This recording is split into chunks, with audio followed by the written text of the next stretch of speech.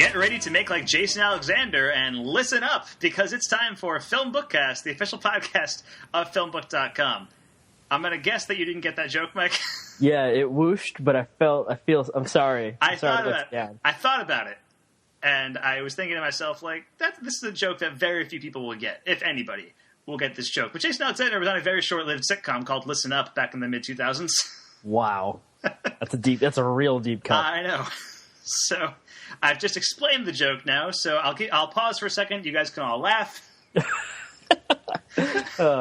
And we can move on with our day. There we go. My name is Mike Smith, and joining me, as always, is a man who, just because he's blind, don't mean he's a fucking saint, bro. Mike DeCrucio. How you doing today, Mike? Good. Hanging in there. I've got a little congestion going on, so I apologize if I sound weird. But other than that, I'm ready to talk about movies. Yeah, well, that's rough because, I mean, as I just said, you're blind. And if you're congested, that's 2 of your senses that are down. Yeah. So you've got to rely solely on your hearing, which is great because it's a podcast, your sense of taste and your sense of touch, neither of which will help you out in podcasting. So you're relying solely on one sense here. Yeah. Basically boned. That is a shame. But if you've never listened to FilmBookCast before, we'll just keep moving. Yeah, why not? First, we start with some film news, and then we move on to some discussions where Mike and I each discuss whatever piece of media we've been consuming lately. And then after that, we'll move on to our featured review. This week, we are reviewing the new film from director Fede Alvarez, Don't Breathe. You excited, Mike? I am. That's it. Good. I'm glad you're excited. I feel like you're not using your one sense very well. Oh, man. Life is hard. It definitely is. Definitely is. But let's get into some film news. Hi! It's time for... What? It's time for... It's time for... Film news! Hi! It's time for... What? It's time for... It's time for... Film news! Film news! All right, let's get into some film news, and I did want to bring this up briefly. A comedic icon has passed away just the other day. Gene Wilder, a giant who was a huge part of just about everybody's childhood with Willy Wonka, and a huge part of my own comedic sensibilities with his work with Mel Brooks, like Young Frankenstein, Blazing Saddles, and The Producers. He's passed away. He's at the age of 83 from complications of Alzheimer's. It's very upsetting, but yeah. He had a very long life. And he's produced some amazing work. I mean, Young Frankenstein is one of my favorite movies ever. Yeah, I would agree. This is 2016 added to a long list of pretty devastating celebrity deaths that have been happening. Yeah, it's been a rough year, and I mean, I feel like every year at this point I feel like we say it's been a rough year for celebrity deaths. But yeah. I feel like they just keep dying, and I don't know why. It's almost like time marches onward. Yeah, it's almost as if people are old now. Yeah. But who knows? But in any case, rest in peace, Gene Wilder. Young Frankenstein, Blazing Saddles, and Producers, like 3 movies that are just amazing. Yeah. And I mean, just even like his first role was a supporting role in Bonnie and Clyde, and he steals the movie when he's in it. Like, he's so good in it. So in any case, very upsetting news. But we'll move on to some lighter news and some very puzzling news. John Turturro, recently the star of The Night Of on HBO, which has been a very good show. Not the show that it was as great as I feel like the pilot promised, but it was still very good. Right. And John Turturro was fantastic in it, especially in the finale. And John Turturro is well known as his work with the Coen Brothers. He's worked on a few Coen Brothers movies. He played Jesus in The Big Lebowski, Jesus Quintana, and he's been secretly shooting a film. Shrek 5. Oh, man, I jumped the gun on that one. I'm trying to rely solely on hearing, and I can't do it. Yes, John Turturro has secretly been shooting Shrek 5 as his character, Jesus. Now, Jesus is not in the movie. John Turturro is directing Shrek 5 as Jesus. As Jesus, correct. Because he's a method director. Please don't make that a thing. Oh, man. It could be a thing. If anybody, I mean, I guess it already is a thing with Inuritu, but... Yeah, I guess that's true. No, John Turturro has secretly been shooting a film that is not Shrek 5, centered around Jesus from The Big Lebowski. It's possibly a remake of a 1974 French film called Les Valsouets. It's currently titled Going Places, and it's about 2 men two petty thieves. One of them is John Turturro's Jesus. The other is a character named Petey, played by Bobby Cannavale, who can beat to give a woman her first orgasm after she gets roped into their hijinks. What a plot synopsis. I have no idea what this movie's going to be like.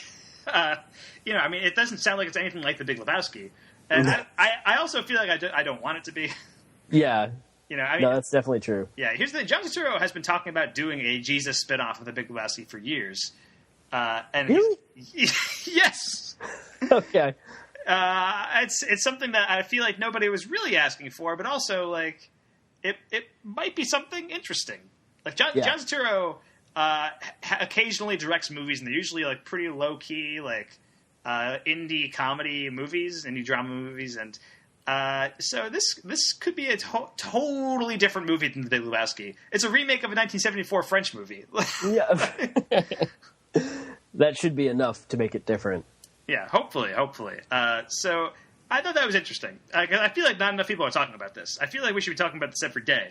I feel like I do remember seeing an article posted about this, and then it disappeared, and I don't think I even read the article. Yeah, it's just bizarre, and it sounds like the Coen Brothers are not involved at all, right? In this thing. So we'll see what happens, I guess. It could, like, it has the potential to be just a bizarre, insane, fun time, or just be like a really stupid thing. Do you think it will tell the story of how Jesus became a pedophile? I hope not. I guess. I don't know, man. 8-year-olds, dude. 8-year-olds, you're right. All right, let's move on to the next bit of film news, which is also pretty interesting. There's been a couple of directorial attachments over the past couple of days, one might say. Sam Mendes is in talks to direct a remake of James and the Giant Peach, which is a interesting. Which is a thing. Ben Affleck is directing a remake of Witness for the Prosecution, which is also interesting. But the one that I really wanted to talk about is that Doug Liman, who is the director of The Bourne Identity and most recently Edge of Tomorrow, is going to be directing Justice League Dark. Now, you may be saying, Justice League Dark? That sounds redundant, considering the current state of the DC Universe.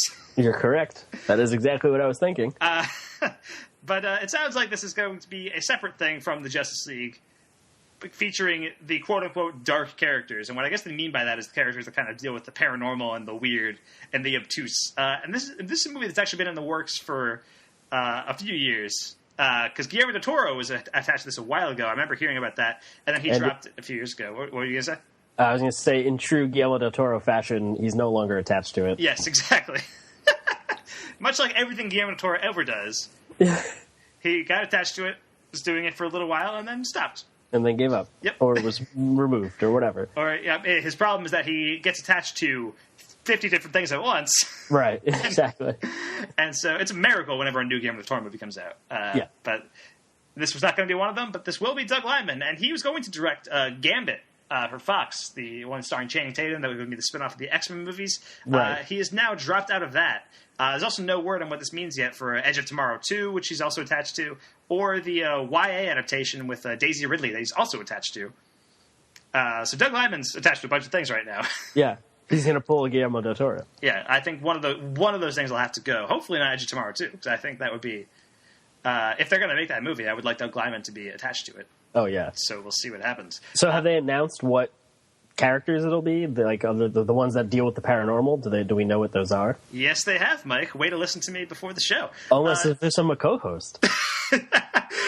Yes, they have announced a lineup of the characters for this Justice League Dark, and they will be John Constantine, Swamp Thing, Deadman, Zatanna, and Etrigan the Demon.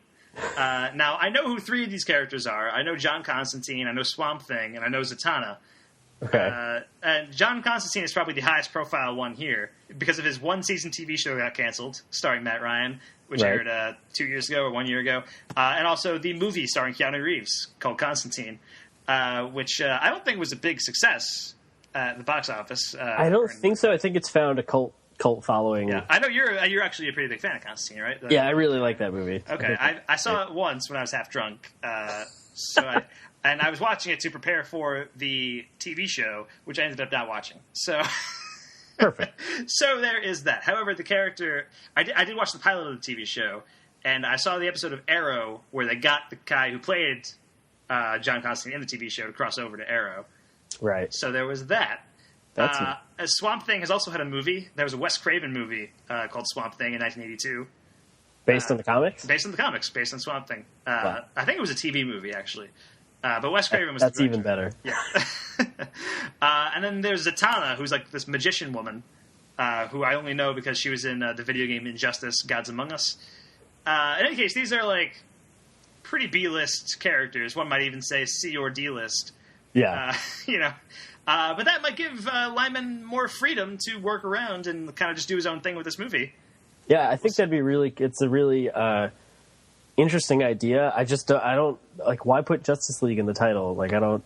Well, that's the thing. The movie's actually not titled Justice League Dark now. Okay. The movie's called Dark Universe. That's even worse. I know. What the fuck? We already know this is a dark universe. We've seen 3 of these DC movies already. It's not getting any lighter. Yeah. It's also kind of weird because this is the 3rd team-up movie that DC is going to be making. Because they did Suicide Squad, they're doing Justice League, and now they're doing this Justice League Dark Universe movie. And it's almost like they greenlit this like a week ago, and it's like, okay, we're going to do Suicide Squad again, but this time we'll try to get it right. Yeah, but this time there's ghosts. So, I don't know. We'll see what happens. Doug Liman's a good director. Like, he's actually a very good action director. He directed Born Identity and Edge of Tomorrow, Mr. and Mrs. Smith. He also did Jumper, but, everybody makes mistakes. Yeah. But you know what? Speaking of dark universes, and here's the opposite of that, Marvel just released their Civil War Team Thor shirt. Short. I mean, there's probably also a shirt. I'm sure you could buy a shirt as well. And it is fantastic. I loved it. It was so funny. So this aired at Comic-Con a couple months ago. Marvel had their big panel. And, they didn't have any footage to show from Thor Ragnarok. So director Taika Waititi, who directed What We Do in the Shadows, did this short film starring Thor, Chris Hemsworth as Thor, showing what he was doing during Civil War. And basically, according to the short, he moved in with an Australian roommate named Daryl. Right. And he was kind of just messing around. And he was looking for Infinity Stones, and he has like a little bulletin board with like he's got the classic conspiracy theory strings going on. Like, what are Infinity Stones? There's a picture. There's like a drawn picture of Thanos. Yeah. And it's like, what do we know about this purple man in a chair? He likes to sit down. He is purple. He is purple. It's a really... This is what we always talk about. This is why we fucking love the Marvel movies, because they do stupid stuff like this that are silly, and they know what happens if Thor moves in with a roommate? Like, they know how to have fun with these characters, and like Taika Waititi is a great director. He did What We Do in the Shadows is one of my favorite movies last year. It's phenomenal. It's really funny. He also directed a couple other movies. He directed Hunt for the Wilder People, which comes out this year and it's supposed to be very good. I recently watched his movie called Boy, which was very good. That was on Mubi, which is a really cool streaming service that I just subscribed to. It's very cool. Maybe I'll mention that in discussions. We'll get to that in a little bit. Yeah. Ooh, tease. But in any case, the Civil War Team Thor short is fantastic. I keep saying now you're gonna have to design a shirt. I have to. It'll be a shirt that is the drawn picture of Mjolnir holding a tiny Thor with his muscly arms. Perfect. Just like the level of detail and like the level of jokes in this short are just so funny. It's so good. I was a really big fan. Also, Mark Ruffalo makes an appearance as Bruce Banner, which is also delightful, and he has a pretty funny conversation with Thor about how he wears sweatpants when he turns into the Hulk, but when he wakes up, he's cutoffs. He doesn't know how. Yeah, there's a lot of just silly in jokes and stuff like that I appreciate it a lot. Yeah. But I think the image of the short for me is Thor giving us a tour of his room and having Mjolnir in its like little crib, like tucked in the blanket.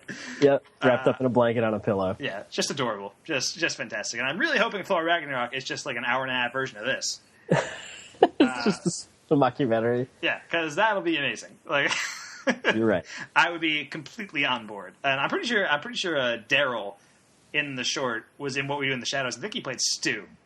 Which have you seen What We Do in the Shadows? No, I've heard all about it, and I know I need to see it. Stu is a human character in What We Do in the Shadows, who just the vampires hang out with. Because they turn one guy into a vampire, and then he's like kind of upset about it, but he brings his friend Stu along after he's turned into a vampire who's still a human. And they decided they hate this new guy who they turned into a vampire, but they love Stu. And so they don't want to stop hanging out with this guy because Stu's so great. I think I remember reading somewhere on Reddit about that the guy who played Stu was just like a sound guy on the set, and they like needed someone to just be like a silly friend, and then it turns out he's like kind of a main character, but he didn't know it. Amazing. So this is basically my ad for What We Do in the Shadows. Go see it. I guess so, yeah.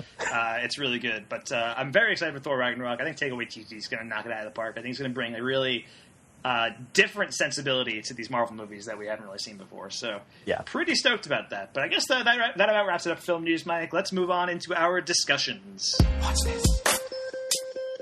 These are my discussions. Just when I thought I said all I could say, my buddy and I talk about movies we see. These are my discussions. There is so much to see, you and me. So we're gonna talk about movies for our discussions. All right, let's get into our discussions on FilmBookCast starting right now. Mike, what do you have to discuss with us today? I have something a little more relaxed, a little laid back for discussions this week. So this past weekend, I had a lot of fun hanging out with a bunch of friends. Needed a recovery day after a weekend of lots of alcohol, and also I got really sick. Unrelated to the alcohol. Unrelated to the alcohol, yeah. It wasn't hungover. It was like, I have a fever, please kill me. Right. Now, the hangover didn't help. Yeah, exactly. A little double whammy there. So to take it easy, I've heard really good things about this on Netflix. It's the new Voltron Legendary Defender. Netflix original. They put out an animated reboot, I guess, of Voltron. Right. Now, I don't know. Do you know much about Voltron, Mike? Because I know very little. I know it has robots, right? Am I close? It's robots. You're in the right ballpark. It's kind of like Transformers, right? Yeah, kind of. That's about as much as I knew. The pop culture osmosis is about it. It's some 80s cartoon about robots who come together and make a bigger robot. Right. Yeah, that was the thing. Now, I'm in for that, I guess. Yeah. So they remade it. It's made by the same animation studio that I should have looked up the name of, but I don't remember. Who did Avatar and Legend of Korra. Right, yeah, I did hear that. So it looks gorgeous. It's beautiful. Okay. There's a lot of really great voice acting.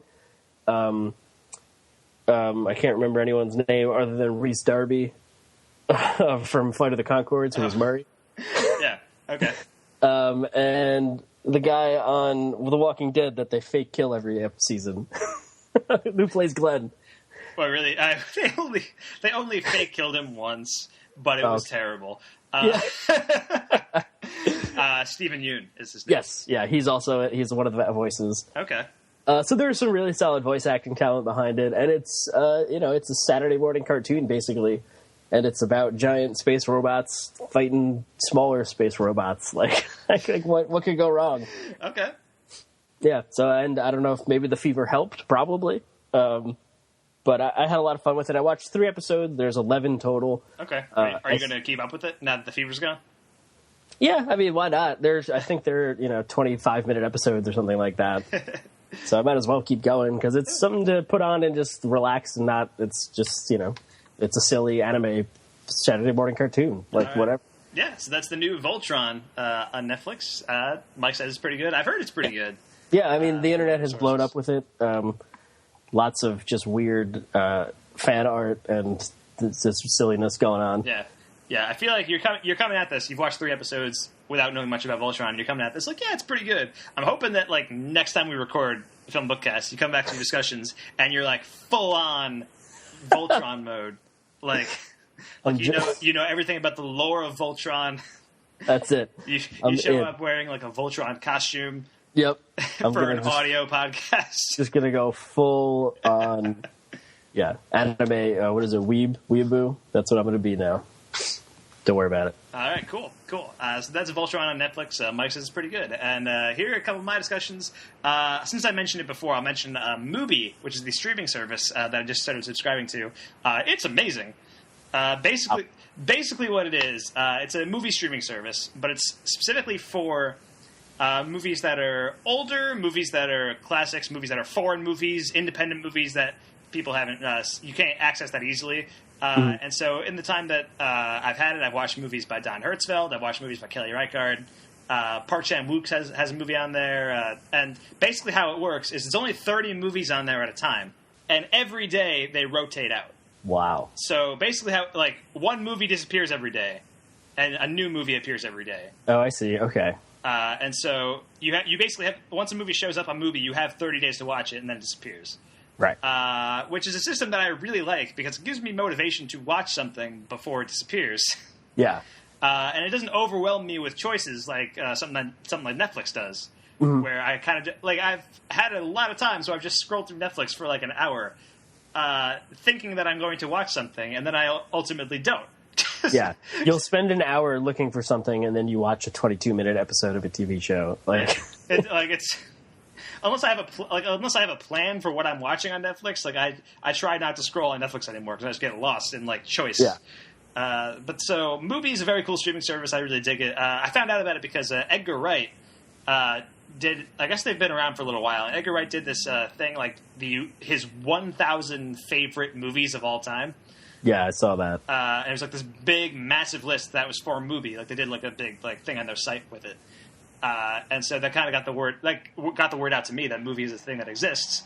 And so that's actually where I watched Taika Waititi's Boy, and it's very, very good. So a lot of cool stuff there right now. There's movies by Billy Wilder on there. There's movies by Werner Herzog, and a lot of really cool stuff. So that's Mubi. I wanted to bring that up briefly since I mentioned it before. But then my actual discussions for today, I saw Kubo and the Two Strings recently. Which is the new film from Leica Animation Studios. It's the first one directed by Travis Knight, who is the head of Leica Animation Studios. And this movie is fantastic. I loved it. It is like a truly unique visual style that's heavily influenced by Asian culture. And it's one of the most like just thrilling and pure adventure movies to be released in like a long time. I got a very heavy like Legend of Zelda influence in this movie. Like a lot of the movie is Kubo questing to get a sword and then questing to get armor. It's like literally Legend of Zelda. Yep. And there has been a little bit of controversy surrounding the cast since all of the Asian main characters are voiced by white actors. Or at least most of them are. Like there is like a couple of Asian people throughout the movie. Like George Takei has a role in this movie. Which as a white person, I feel like it's probably not my place to comment on that. But you know, I'm not the one being offended here, but But you've acknowledged the problem, which is a step forward that most people don't take. Yeah, so there you go. I will say that all the actors do a tremendous job. I think Charlize Theron and Matthew McConaughey, as Kubo's companions, are fantastic. They have a really good rapport back and forth. And there are sequences here that just like took my breath away. And it leans heavier on CGI than previous Leica films, which are all stop motion. And this one is stop motion as well. But like there always is a little bit of CGI in their movies too. It's kind of like a blend. So this one leans heavier on CGI, but the stop motion craft is like amazing. Like it's next level stuff. I just think they do amazing stuff. And this movie's been in the works for 5 years. Like that's how long stop motion takes. Like, yeah. And it's actually, I believe it has the record. It's the longest stop motion animated movie ever. Really? Beating out Coraline, which was also Leica. Yep. So there you go.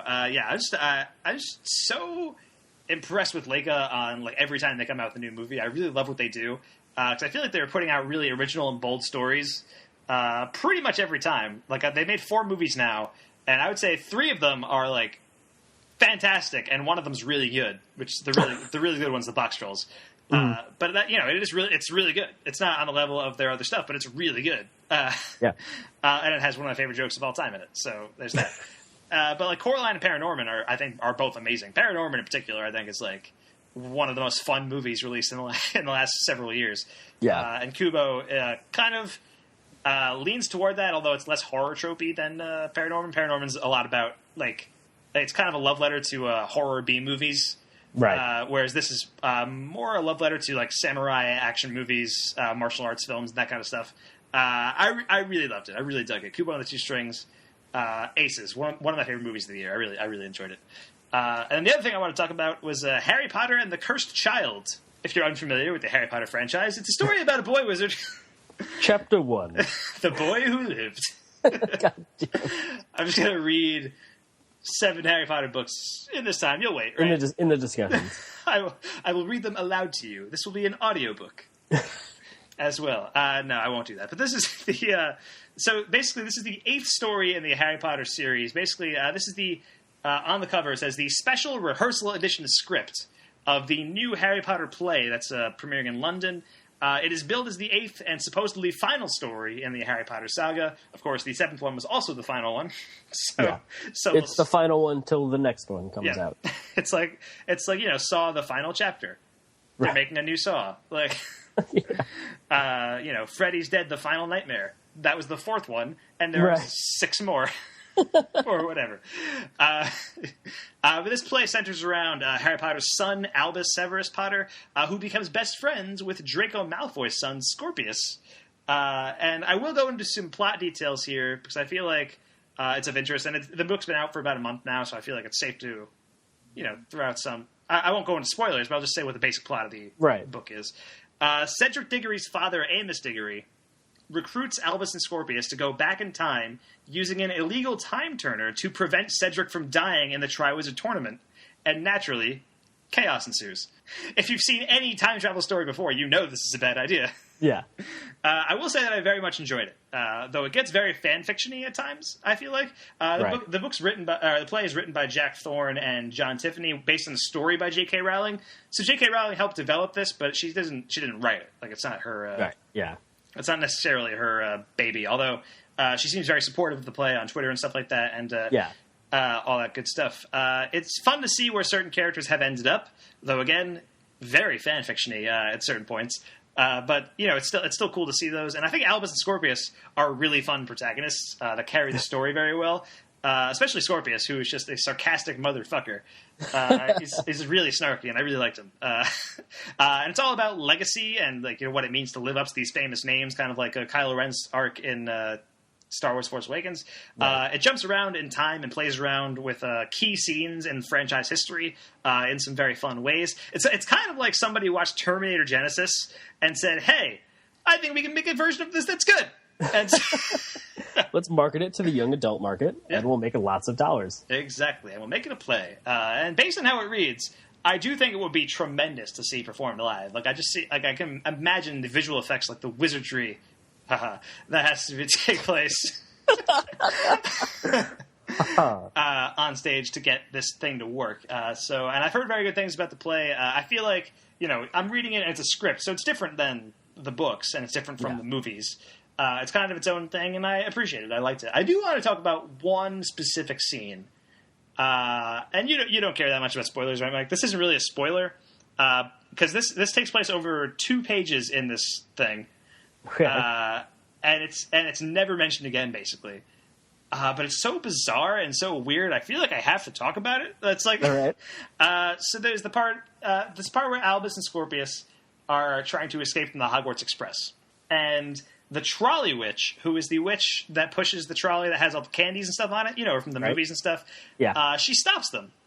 And she's like, what are you guys doing? You have to stay on the train and stuff. But they kind of ignore her, and they leave. They get on top of the train. The trolley witch follows them up on top of the train, and it turns out the trolley witch is some kind of demonic hell beast that throws, pumpkin bombs. She throws, grenades out of the candy that she has. What? It is bizarre. She's the Green Goblin? I have no idea. It was so weird. And it happens over the course of 2 pages. They escape her, and it's never brought up again. I feel like this is a game changer. Why is this not? Why aren't you talking about this all the time? That really sounds like some Tumblr-y fan fiction bullshit. So that was I would say a bit of a misstep. But again, I imagine if you're watching it on stage, it probably looks really cool at least.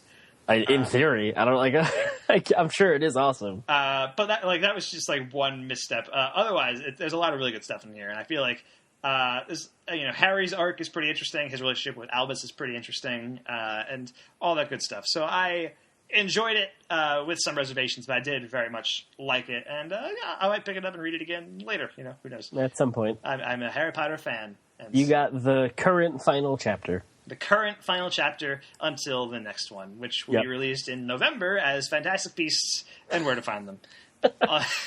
Although that's not continuing the Harry Potter story. That's just the Wizarding World. That's a Harry Potter story. All right. I guess. You're going for a Rogue One joke there, and I appreciate it. But I tried. I don't think it quite worked, but you gave it a solid attempt. Yeah. All right, Mark, are you ready to move on to our review? I am. All right, let's do that. Let's move on to our featured review of Don't Breathe. Yo, I got our ticket out of here. Rumor is this guy is sitting on at least $300K. Boom! That's our guy. Wait, is he blind? We messed up to rob a blind guy, isn't it? Just because he's blind don't mean he's a saint, bro.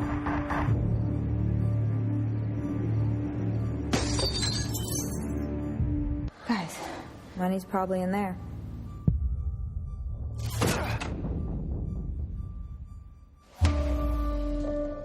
Who's there? Stay right there.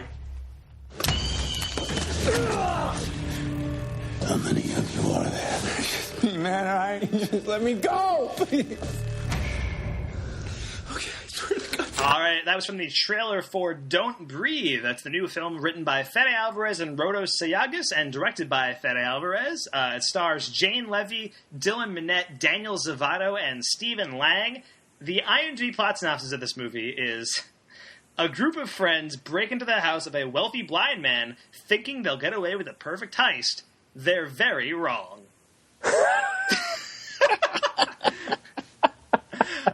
I love that plot synopsis. That's hilarious.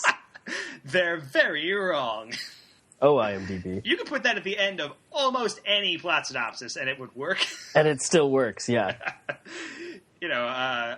Danny Ocean thinks he can steal money from this casino with his team of 11 men. Actually, he's pretty right. Now that I'm thinking about it. Wait a second. You picked the one example.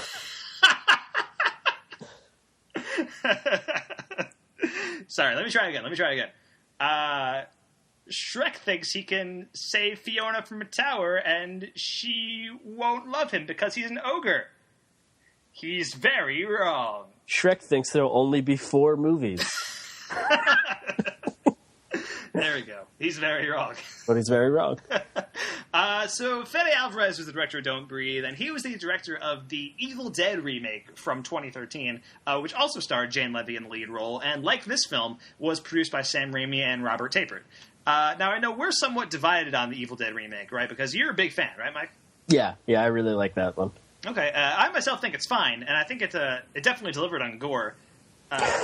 Which, yeah, it did. I'm pretty sure I'm not 100% certain about this, but I think I've read somewhere that it actually has the record for most like blood packets on set or something like something. It must something gory or whatever. But in my opinion, I didn't find it particularly scary. I just found it kind of gory, and it didn't really feel like it felt like Evil Dead to me because the original Evil Dead. And I think this was trying to be more like the original than Evil Dead 2 and Army of Darkness, which are more campy and comedically based. The original Evil Dead I find terrifying. Like even today, I watch and I'm like, this is an incredibly great horror movie. Okay, good. I'm glad I'm not the only one that actually thinks the first one is really scary. Yeah, and it's campy, sure, but it's like like the technique and stuff that goes into that is like really intense, and it's a really scary movie. And this one I didn't find particularly scary because I didn't really feel like it felt like Evil Dead, and I don't think any studio finance movie could. Right. Unless Sam Raimi was directing it. But even then, it would probably feel more like Evil Dead 2 or Army of Darkness. Right. What makes Evil Dead is, that grungy kind of like, I made this for no dollars. Yeah, in the woods in my backyard. Yeah, basically thing. So that's what Evil Dead is to me. And the Evil Dead remake has a lot of interesting elements. And if not for the need to, quote-unquote, be an Evil Dead movie...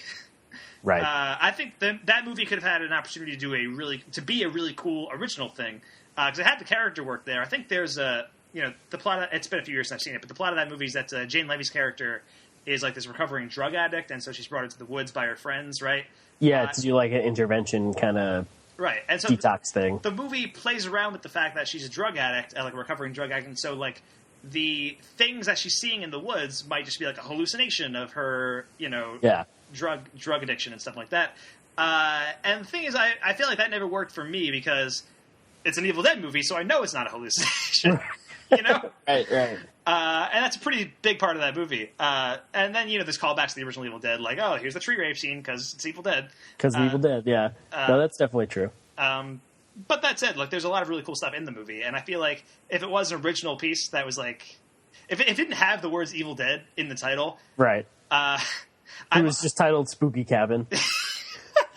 Spooky Cabin, the movie, which was the cabin in the woods, I believe. Well, I was going to say that whole plot is just ruined. Like, can't be done anymore because of Cabin in the Woods. Which was actually the thing, because I remember when Evil Dead the remake came out. It came out a year after Cabin in the Woods, and I was like, "What's the point of this? Like, we already did this.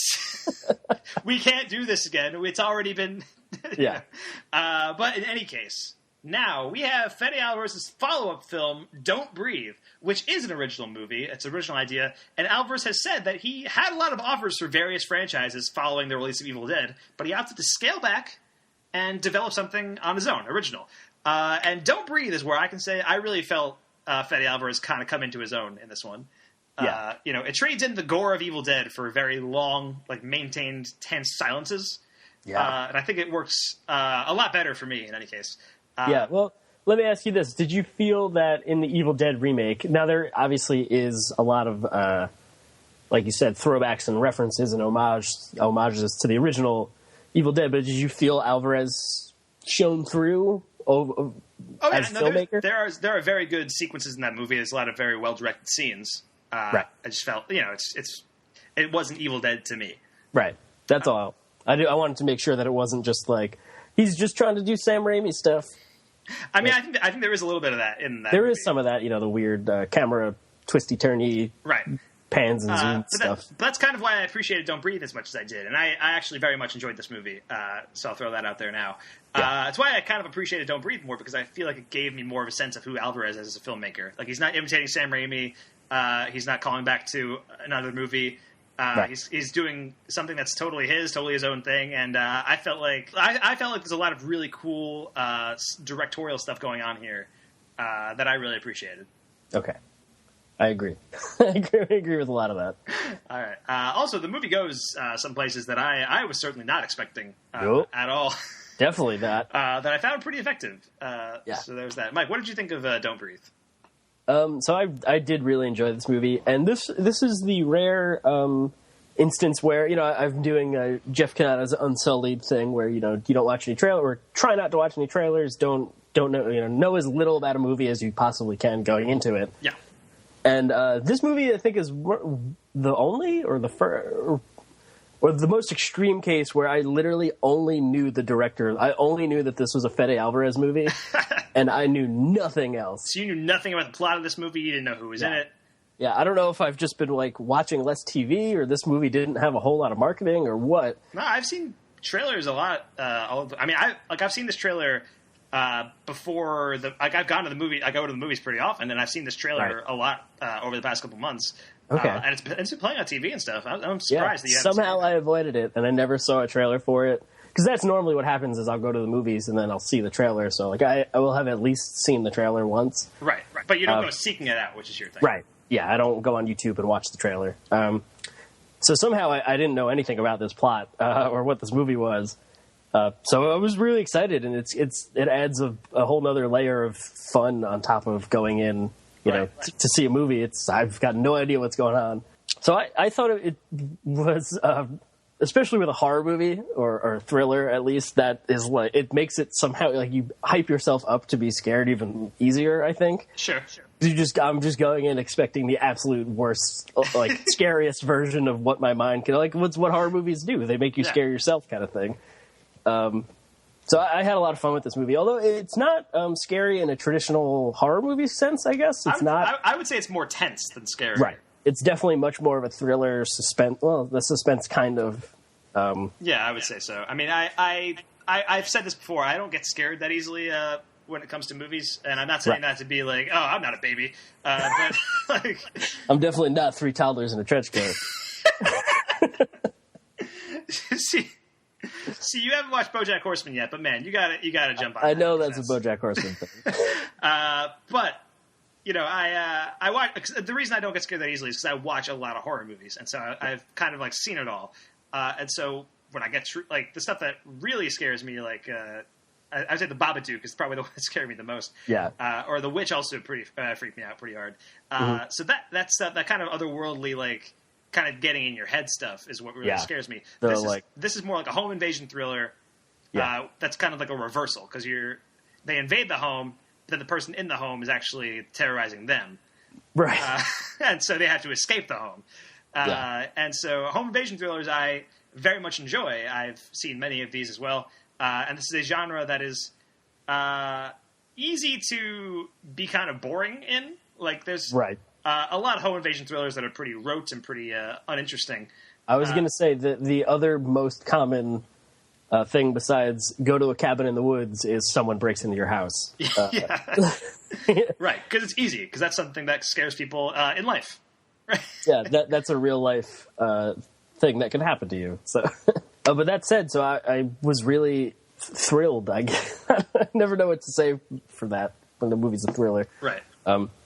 But I was really tense. I was really on edge for a lot of what was going on in this movie. I'm praise its hour and 20-minute or whatever it is runtime in the era of 2.5-hour movies that we get all the time. Right. And I mean, horror movies in general are pretty shorter, but even like The Conjuring 2 was much longer than a usual horror film. I think it was like over 2 hours. Yeah. Yeah, and I realized, I think we've talked about it a bunch. I think I'm having like blockbuster fatigue, where like every third movie we see is a crazy blow up, a whole city action movie. Yeah. So when we see a tiny, small scale story that takes place in one house, it feels really refreshing and engaging, way more than Suicide Squad or whatever it could ever be. Not to slam Suicide Squad, because we just did that for an hour and a half last week. But I can't stop. Like, no, you're right. And I think this past summer in particular, I feel like a lot of the big budget movies have not been very good. Yeah. Which has been a thing. I've seen a lot of articles written about this. And, there's been, like, there was Civil War, which was great. Mm-hmm. Finding Dory, which is also very good. But then, you got movies like X-Men Apocalypse, which is pretty disappointing. Suicide Squad, which was terrible. And then there are movies that even I missed, like Independence Day Resurgence. Warcraft was a big one that completely whiffed. Alice Through the Looking Glass. I feel like I actually did a pretty good job of missing a lot of the ones that I might have seen. Because I kind of wanted to see Warcraft, so I like Duncan Jones, and I kind of wanted to see Independence Day 2 just because it's Independence Day 2. Right.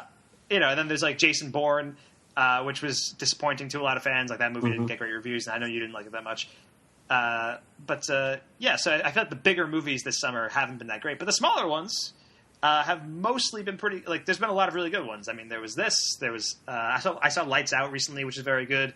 Kubo and the Two Strings, which was fantastic. Right.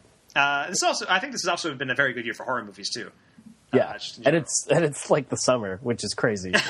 We haven't even reached October yet. Yeah, it's not even horror movie season yet. Yeah, I don't even know if there's any like big horror movies coming out in October. I know Blair Witch coming out in September. Yeah. Also, there's Rings at some point. The sequel to The Ring. Sure, why not? Which will probably be lousy. Like I'm not. I'm not going to pretend that I'm excited about Rings, but this year we've seen The Witch, we've seen The Conjuring 2, we've seen Lights Out, The Purge election year, all of which had pretty slow. Like The Conjuring 2 had the biggest budget of all those movies, and that was like $40 million. Like it was not a huge budget. So I think it's for horror fans. This has been a very good year, and Don't Breathe is just another addition to a very stellar track record. Yeah, but let's get into the actual movie. What did you think of it? Like? I really enjoyed it. I thought it was a very solid thriller. It's I found myself comparing it to Lights Out a lot, just because it's kind of similar on the surface. Just because they're both horror films, they're both thrillers.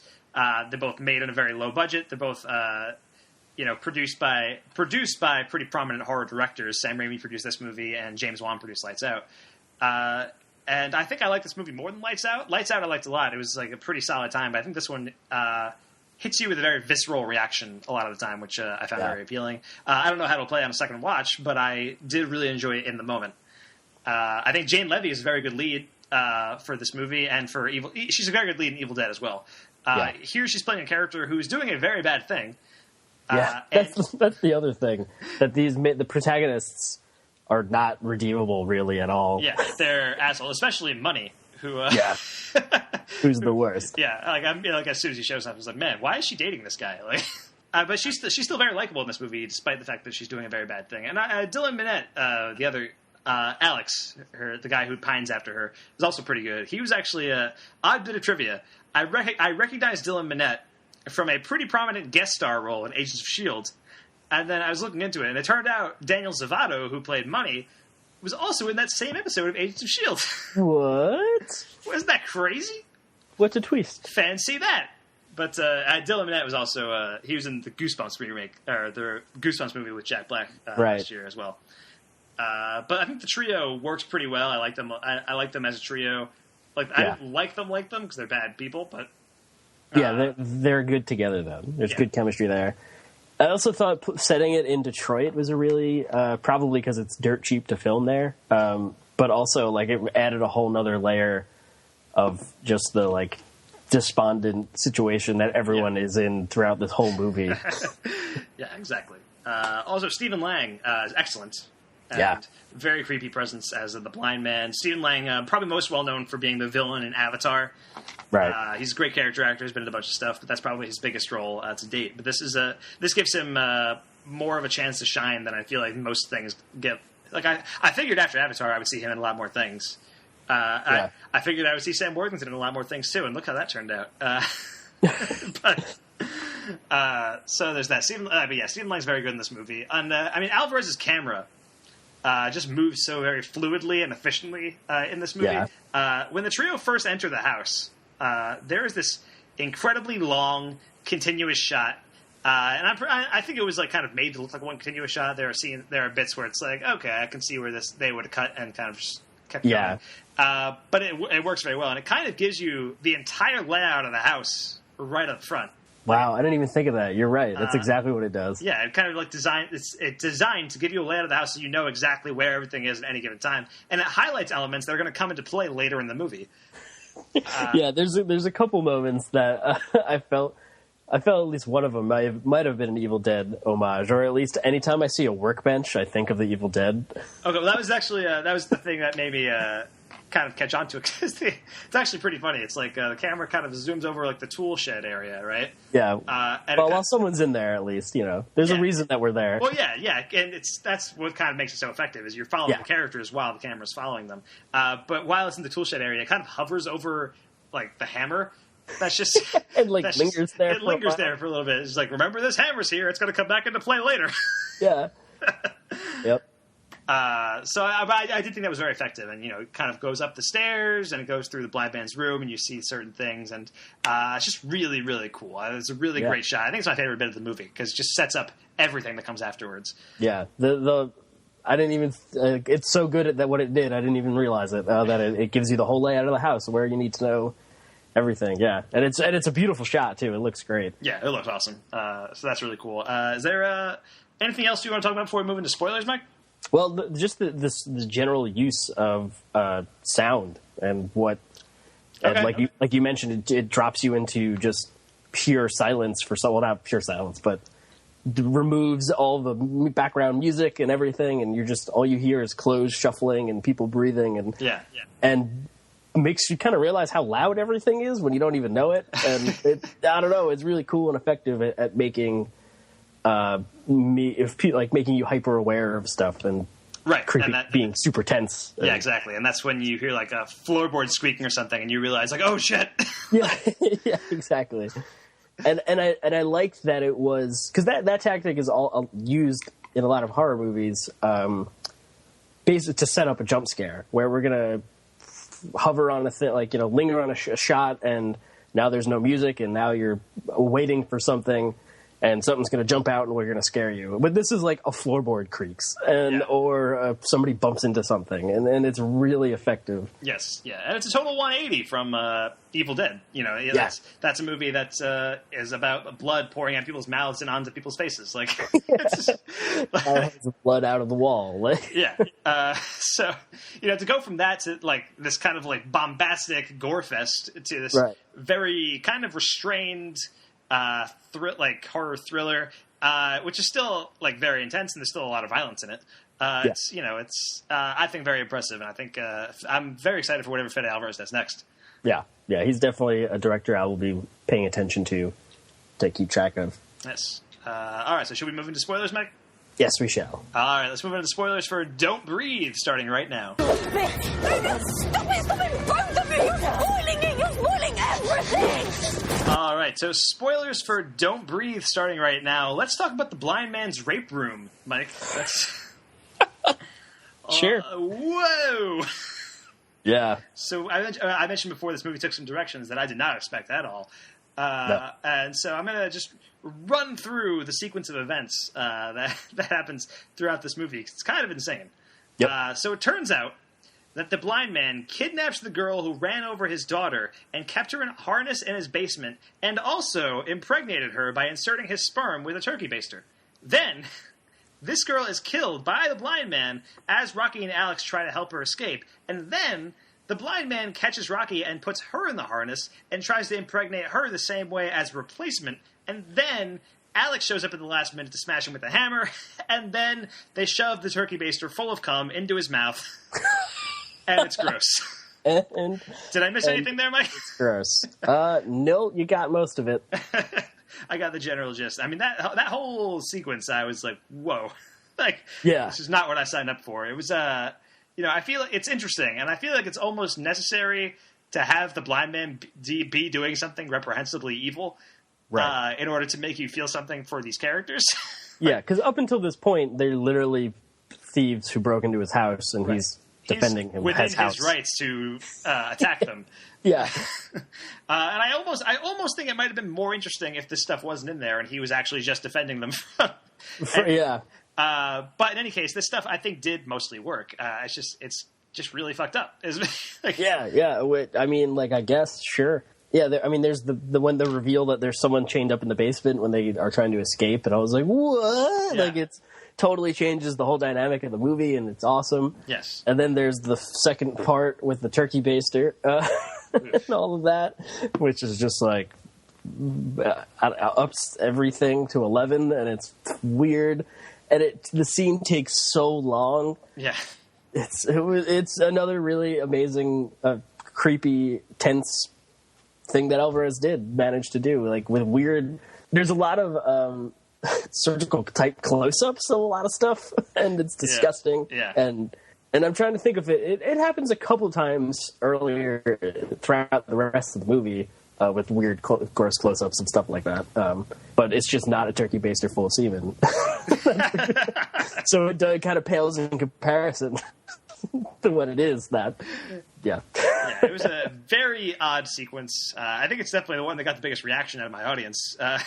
That I saw this movie with, because I mean, just the bit where they shoved the thing back into his mouth, you can feel the people in my audience just going whoa, whoa, whoa. Yeah, everyone did that. Yeah, but so that was a pretty intense, pretty wild turn of events that I did not see coming. I said, so we both want to talk about the scene in which he cuts the power and they're just basically in complete blackness, and so they're as blind as he is. Twist. Right. What?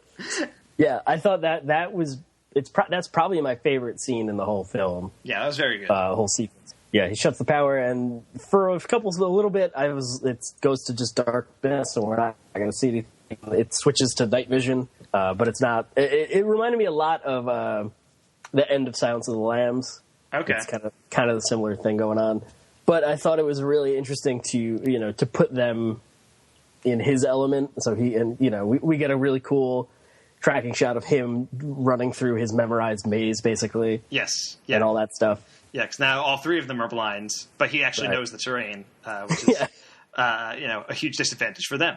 But yeah, so that scene was great, very intense. I mean, you mentioned that it was night vision. I feel like, I mean, I guess you can call it night vision. I feel like it was more like it goes dark for a few seconds, and then it kind of gradually, kind of comes back, and you see kind of outlines of everything that's going on. It felt more like to me, it felt more like your eyes are kind of adjusting to the darkness. Yeah, I think that's definitely the feeling we're supposed to get with the camera, because you said it goes dark and then slowly fades back in. Yeah. And I think it might have been infrared. I think I don't know what type of lens. I've seen that type of stuff because it's like black and white. It's not green night vision as you think of traditionally. It looks like they must have actually filmed. I mean, I guess they actually filmed it in pitch blackness, just because of the way you could see Jane Levy and the other guy Alex. The way you could see their eyes are they're trying to see. It looks like, I don't know. It makes it really effective of being in this grainy black and white kind of, you can only see a couple feet. There's a moment where Stephen Lang stops standing and the camera pulls down a hallway or an aisle basically, and he just fades off into the camera can't see that far in the darkness, and it's a really effective use of that. I don't know. I really liked it. That scene was my favorite part of the movie. Yeah, that was really good. Also, Alex and Money are both killed throughout this movie. Money's death is actually in the trailer, so okay, good on you for not watching it. Yeah, I had no idea. I mean, I kind of assumed, especially when he says I'm the only one, I was like, oh yeah, you're dead. But I thought it was awesome that not knowing that. Right. But I thought the fake out of Alex's death after he gets into the fight with the blind man, and the blind man has the garden shears or something, and he puts him down and he stabs something, and you think it's Alex. Right. And then later on, it turns out he actually stabbed the corpse of Money, not realizing that Alex got out of the way. That was a very effective reveal. I thought that was very good. Yeah. For Rocky, I'm not sure if I buy Rocky's total insistence on getting the money, even in the face of imminent death and having seen the deaths of your two friends.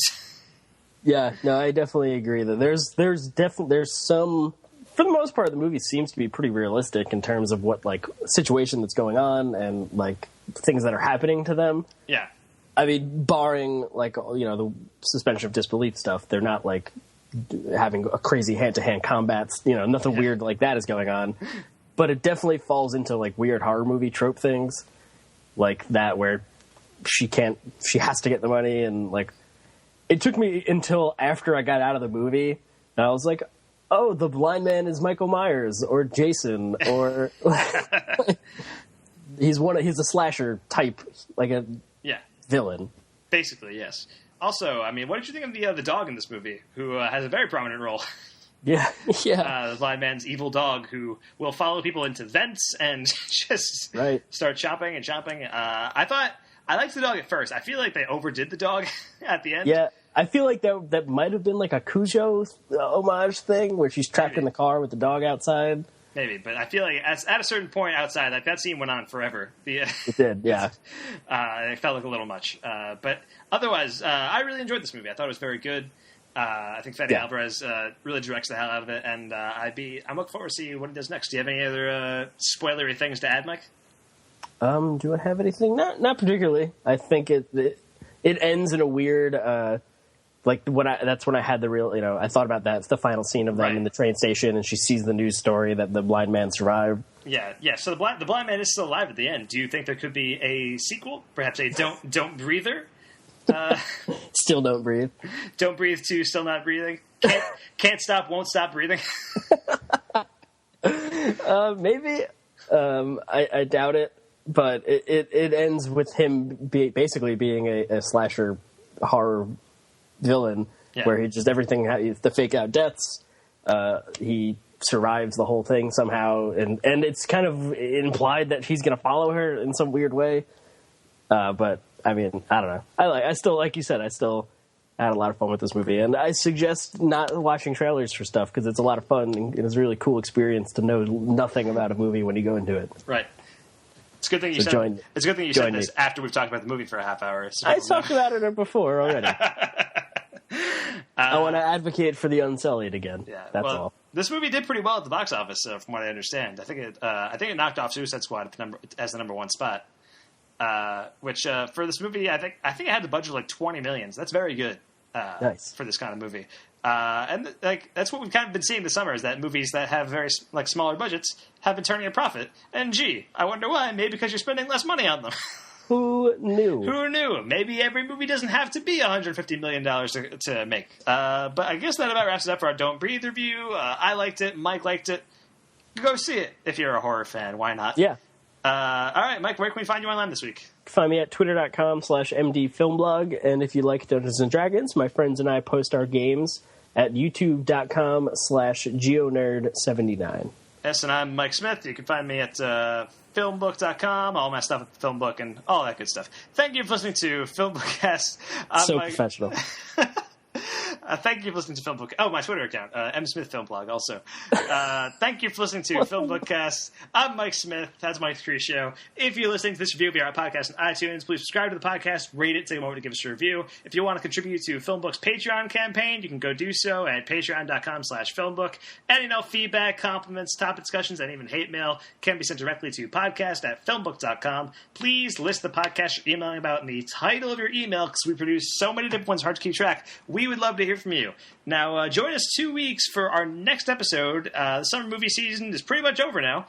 And so we're kind of in the weird crossroads of, like, award movies are coming out. Right. And then there's, like, the smaller, like, kind of blockbustery stuff that might be a thing. So here's the thing, Mike. In 2 weeks, there's not much coming out except for Sully, which, like, I might see, because I like Tom Hanks and I like Clint Eastwood. But the week after that is Blair Witch. Right. Which I would definitely like to see. I think we could do a review for that. Or we could review Sully. So I'm giving you the option. Do you want to review Sully or Blair Witch? Well, I mean, I don't really want to see Sully. I mean, I guess I do, but at the same time, I don't. I don't know. I guess we'll do Blair Witch. Like, we already know he didn't hit the birds. So, like, what else is there? Yeah, we already know how it ends. All right. So, yeah. So we might, maybe we'll do, like, 2 complete works and then a film bookcast or something, however it shakes out, because Blair Witch is the week after Sully. Right. So we'll see what happens. We'll keep you guys posted on what's going on. And you can check out our next complete works next week, where we'll be talking Kiss of Death, which is a very loose remake of a 1947 noir film of the same name, which stars Nicolas Cage and David Caruso and Samuel L. Jackson. It should be a good time. I'm looking forward to that. I've heard good things. Yeah, I think that one will be fun. Yeah, hopefully. All right, guys, thank you so much for listening. We are out.